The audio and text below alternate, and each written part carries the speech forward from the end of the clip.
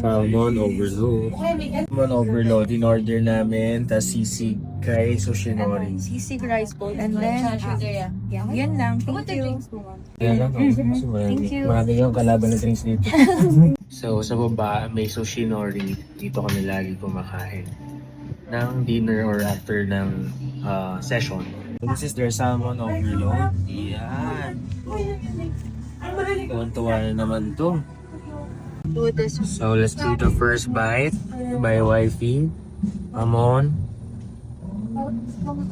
Wow.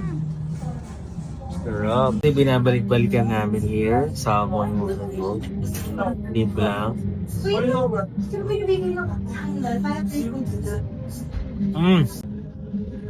Sabag.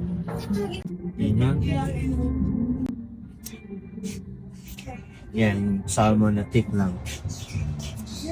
Wow. So this one, let's try. Yan yung mga nakikita ko sa anime. Masarap din sisig nila dito guys ha. Bagong labas yon. I think this year lang, pero sarap solid. Grabe, ha? Salmon monkey. Yes, po. Okay. Kala ko meron pa. Yung kasama sa today. Parang may bago hindi ko na sa yung harvest. Sabi siguro kaya ako 10 plate na to. Yung salmon overload. Just the teriyaki pork something. So ito yung fish skin nila. Gusto mo ba yung salmon? Go to. Taste test.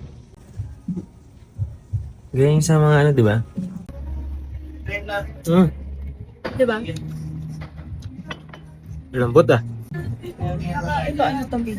So yung sisig natin, na iniisip, kinakain ba ito? Ano?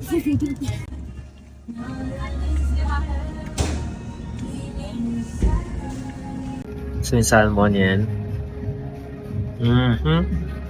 Sarap, grabe. Healthy sisig.